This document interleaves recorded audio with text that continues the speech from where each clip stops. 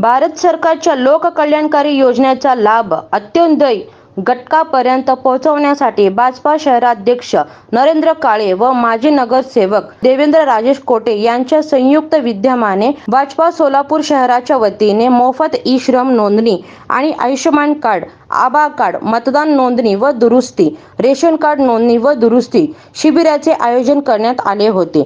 बुधवारी सकाळी 8:30 पासूनच नागरिक राम मंदिराकडे येण्यास सुरुवात झाले होते। एकाच ठिकाणी शासनाचा विविध योजनेचा लाभ मिळत असल्यामुळे दिवसभर नागरिकांची उत्स्फूर्त प्रतिसाद शिबिरास मिळत होता। भारतीय जनता पार्टी प्रभाग 9 मधील सर्व पदाधिकारी व सरकारी नागरिकांच्या सहकार्यास पुढाकार घेत होते। यातून नागरिकांना लाभ मिळाल्यानंतर काम झाल्याचे त्यांच्या चेहऱ्यावरील आनंद व समाधान दिसून येत होते।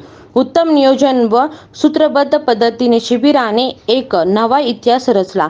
हे सगळं शक्य झाले ते केवळ सर्व सहकाऱ्यांच्या परिश्रमामुळे। जनता पार्टीच्या वतीने प्रभाग क्रमांक 9 येथे महासेवा शिबिराचं आयोजन करण्यात आलं होतं। आज या ठिकाणी नागरिकांना रेशन संदर्भातले कामं असतील, मतदार नोंदणी असेल, आधार दुरुस्तीचे कामं असतील, आयुष्यमान भारत गोल्ड कार्ड असेल, ई-श्रमचे कार्ड असेल, अशा विविध शिबिरांचं या ठिकाणी मोफत आयोजन करण्यात आलेलं होतं। सकाळी 9 वाजल्यापासून नागरिकांनी उत्स्फूर्तपणे यात सहभाग घेतला होता। संपूर्ण प्रभाग 9ची भारतीय जनता पार्टीचे सर्व पदाधिकारी, सर्व सहकाऱ्यांनी या ठिकाणी परिश्रम घेऊन अत्यंत चांगल्या पद्धतीने नागरिकांना या ठिकाणी लाभ देण्याचा सर्वजण या ठिकाणी प्रयत्न करत आहेत। या शिबिराचा लाभ गरजवंत लोकांना होत आहे याचं आम्हाला समाधान आहे।